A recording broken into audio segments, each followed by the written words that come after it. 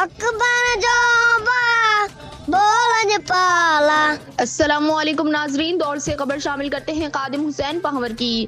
دوڑ کے شہر میں ہر سال کی طرح محرم الحرام کا چاند نظر آتے ہی شہر کے ہر محلے اور وارڈ میں مومنین کی جانب سے امام بارگاہوں، گھروں اور بنگلوں پر علم پاک سجانے اور سنوارنے کا سلسلہ شروع ہو جاتا ہے۔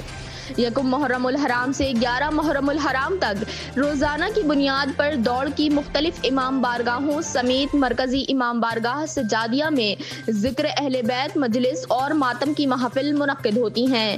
مرکزی امام بارگاہ سجادیہ سے روزانہ جلوس برآمد ہوتے ہیں اور بڑے پیمانے پر نذر و نیاز کا انتظام بھی کیا جاتا ہے۔ 11 محرم الحرام کو گزشتہ 75 سالوں سے یعنی قیام پاکستان سے قبل سے مرکزی امام بارگاہ سجادیہ سے ایک بڑا قدیمی جلوس برآمد ہوتا ہے جو اپنے مقررہ راستوں سے ہوتا ہوا مرکزی امام بارگاہ سجادیہ پر اختتام پذیر ہوتا ہے۔ اس کے بعد مجلس اور نیاز کا بڑے پیمانے پر اہتمام کیا جاتا ہے۔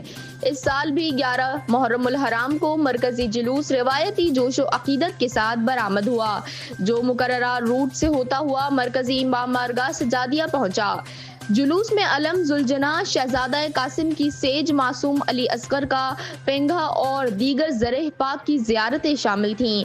جلوس کی سیکیورٹی کے لیے سخت انتظامات کیے گئے تھے۔ شیعہ تنظیموں سمیت پولیس کی بھاری نفری، ایمبولینس، ڈاکٹرز کی میڈیکل ٹیم اور ٹاؤن کا عملہ ڈیوٹی پر موجود تھا۔ اس موقع پر پیپلز پارٹی کی ضلعی اور تعلقہ قیادت نے بھی مرکزی امام بارگاہ دوڑ سے نکلنے والے قدیمی جلوس کے روٹس اور میڈیکل کیمپوں کا دورہ کیا۔